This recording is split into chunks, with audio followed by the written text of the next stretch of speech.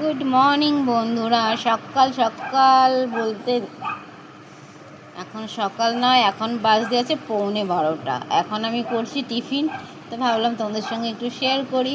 অনেক দিন পর ফের পান্তা খাচ্ছি, সেই শীতলা পুজোর পর এই পান্তা খাচ্ছি আবার আজকে।